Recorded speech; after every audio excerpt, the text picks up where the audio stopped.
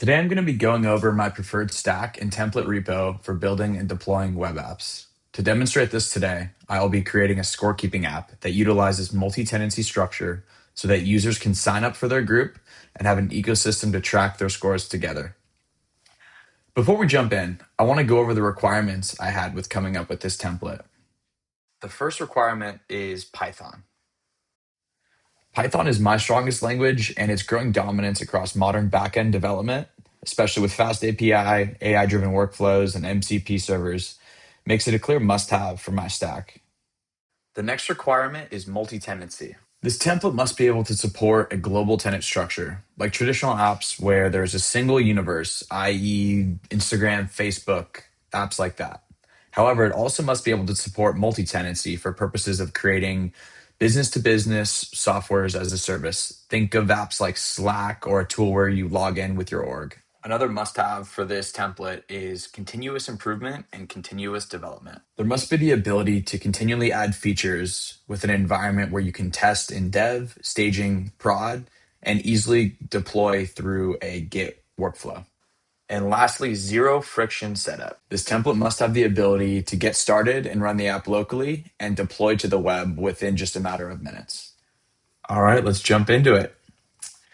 While making this template, I've worked extensively with Wristband to come up with the most optimal setup to integrate with the front end and back end technologies that I've chosen. Wristband is a company that specializes in multi-tenant authentication. They are extremely developer friendly as they are 100% API driven and are geared for small to medium sized companies as they guarantee enterprise security without enterprise contracts. This repository is quite extensive, as you can see from the infrastructure diagram, and has a good amount of boilerplate code. This plays really well into using tools like Cursor or anti-gravity for vibe coding, as there is a ton of pre-existing structure, so agents have a general framework of how to structure new code. In terms of technologies, I've chosen Fast API for my backend, as mentioned before, Next.js for my front end, GCP for hosting the document store on Firebase, and Cloud Run for hosting the backend. Vercel will be hosting the Next.js front end, and to deploy all my infrastructure as code, I'll be using Terraform, and this will also be managing the secrets on GitHub. The first step is making your own repo from this template by clicking this Use Template button.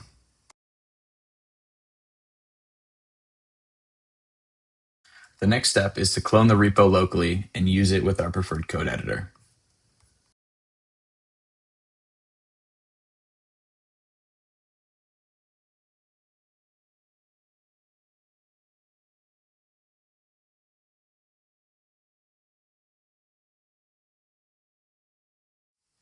In terms of requirements, you're going to need Python 3, Node.js, and NPM, as well as Terraform.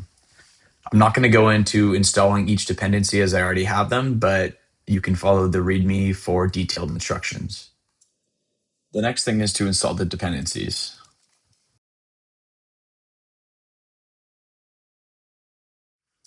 The next step is signing up for Wristband and creating our dev application.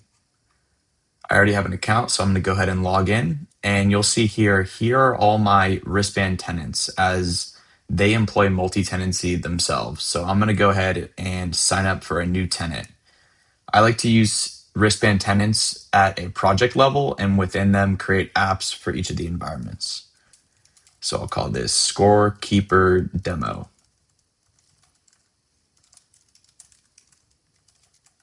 All right, the next step is to add our application.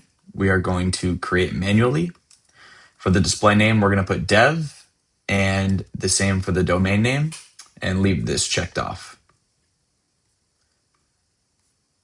Now we're inside our application. For the Terraform infrastructure, we need to create an OAuth 2 client, a machine-to-machine type. So the backend server will be created from the infrastructure, and this will actually let users or humans interact with the auth flow to then communicate with our backend. But for uploading all the infrastructure, we need a machine-to-machine client. And we can call this infra for infrastructure. And then we're going to need to copy and paste these, the client ID and client secret into our Terraform config. So we're going to go in here remove the .example from the config. Go ahead and paste in our ID and secret. And then an important step, we need to configure the client to give it the necessary permissions to build everything that we want. By default, Wristband is secure, so you have to give it the permissions in order to do anything. So by default, it will have the ability to do nothing essentially. So we're going to go ahead and give it admin access for now. And then we're going to go into our application settings and copy the vanity domain. And as you can see, by naming it dev, it will automatically tack on our project name, which I think is a pretty nice structure. All right, the next step is to build the infrastructure. We have our dev wristband application settings in, and you'll notice this flag at the top for deployment enabled. It is set to false, and what this will do is it will only build the wristband dev infrastructure, because all of this other stuff is needed for deployment, and to run locally, all we need to do is have this set up and build the infrastructure. So we will go into our infrastructure directory, initialize Terraform, and apply the infrastructure.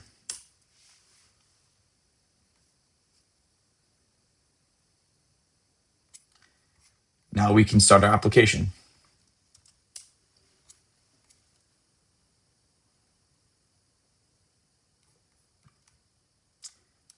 We can go to localhost 3001 to check that out. And it's just a simple landing page with login or sign up. I'll go ahead and sign up.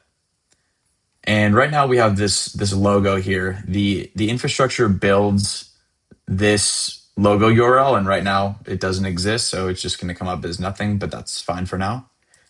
I'll go ahead and sign up a test tenant.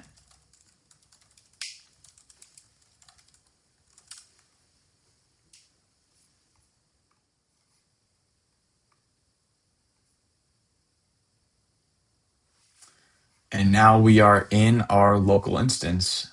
And I've structured this to be as simple as possible. There are a couple pages by default, one being the homepage where you can put your content. I have a secrets page here to demonstrate the integration with the backend. Right now, the Google infrastructure is not built, so it's not enabled. There is also a users page, which shows all the users in the tenant. You can invite new users with a specific role. There's an admin page for people that have an admin role. And by default, people that sign up will get the application admin role. And we can see that here in Wristband, where the default sign up role is account admin, and then the default IDP user sync role is viewer. So if you add an IDP SSO, all new people will come in as viewers. And this was built by the infrastructure, so you can customize this as well. And then lastly, there's a profile section where it has basic stuff like name, password, and the current tenant. And if a user has multiple tenants, you can switch right here. And this interacts directly with Wristband. So if I go ahead and update my name, go into Wristband, you'll see that my name is updated, and the bottom left pulls that. And being an admin, I can go ahead and update the display name for my tenant. Call it test tenant. This guy updates here, and this updates in Wristband as well. You can configure Google SSO and Okta. This is all included in the template, and you can add organization logos as well. In terms of customization, there's the ability to update brand colors and logo. We've already mentioned the logo. We'll be adding that shortly, as well as the color here. By updating this color, it will drive the color on the front end in the theme.ts file. So just to show that, if I go ahead and change the primary color to green, go back to localhost, you'll see that all the buttons, primary colors will be driven off this green color. All right, off camera, I've gone ahead and pretty much vibe coded the entire scorekeeping interface. I've added a logo, a UI to start the game, as well as a history to view all the game histories in a tenant. All right, moving on to deployment. In terms of requirements, we're going to need a GCP account. We're going to need to set up billing for Cloud Run. Just a note, it is required for Cloud Run, but it is extremely inexpensive. I have a handful of apps running and it's not more than a couple cents a month. We're going to need to install the G Cloud CLI. This will let Terraform build our Google infrastructure. We're going to need to sign up for Vercel, and obviously we have a GitHub account, but we're going to need to link a personal access token so that Terraform can store all of our secrets in GitHub for CI/CD. Lastly, Docker is optional. If you want to be able to manually deploy your backend, you're going to need Docker. However, if you just want to rely on GitHub Actions for the deployment, you can skip this step. All right, we're going to need to go ahead and create two more apps for Wristband, a staging and production app. And the significance of staging for this template as a whole is to have an environment that is deployed where you can test your changes before deploying to production. You can create code that works locally, and then when you deploy it, you'll find bugs. So it's pretty important to having that staging component in the deployment cycle. So we're going to follow this setup here and create two more wristband applications. Both of them being exactly the same, except we're going to need to enable this in production environment validation.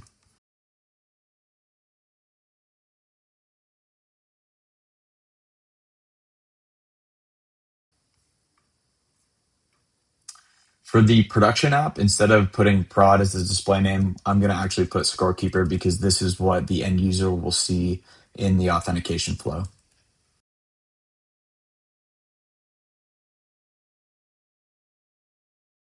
All right, the next step is to build the infrastructure. I'm going to go ahead and switch this to true. And what this will do is tell Terraform to build the staging and production wristband infrastructure, as well as the Google, Vercel, and GitHub secrets.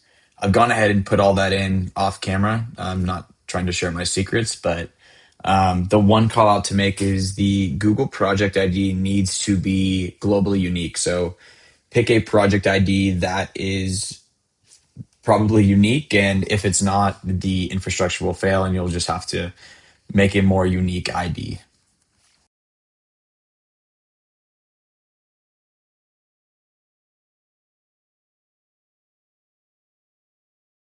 All right, the infrastructure has finished up, and at this point I'm going to switch to my non-demo repository for Scorekeeper just because I want it to actually go to the domain I've purchased and I can't have both going to the same domain. I wanted to illustrate what was done through the deployment infrastructure build. Going to GitHub, you'll see that there's a handful of repository secrets, which are essentially unique or global across the environments. The region's not changing, it's the same project. However, there's a handful of secrets that are specific to each environment. So, based off of the environment that we're in, it'll pull from the corresponding environment in terms of application ID, application vanity domain, etc. Another thing that was done is after the deployment's finished, it goes ahead and adds a handful of secrets to both front end and back end, a local, production, and staging. So this is what will drive the local development. So you'll have your local secrets here for both front end and back end. And if we want to deploy manually, it'll pull from the production and staging secrets to do so. And then on the CI/CD and GitHub Actions, it'll use those GitHub secrets to deploy. All right, let's go ahead and manually deploy our app. We will start with production. And just to call out, we do need to have Docker up and running. And what this will do is this will hit this root folder I have at the project. This script will individually go into the backend deployment, run the deployment backend production script, the same thing for front end. So you can go ahead and check those out to see how it works. And then while that's running, in terms of GitHub workflows, there's 4 workflows, one for each environment for the backend and front end. And this is where the environment is set in GitHub. Basically, this is telling GitHub which environment to pull from for all these secrets. And then it goes ahead and runs the corresponding deployment script. All right, that's finished up. And if we go to Scorekeeper XYZ, you can see that we are running live and we can log in and check it out. Sweet. And just to kind of demonstrate how this demo app works, I can go ahead and create a game, set a target, add some players. This is linked to all the users in my tenant. Right now, it's just me. I'll add a guest player for this exercise. Go ahead and start the game. It'll show both the users. I haven't updated my name yet, so it just pulls my email. I can go ahead and add rounds. This just sets the rounds, and then you can add one or manually type it in here. Submit the round, shows a cool little graph.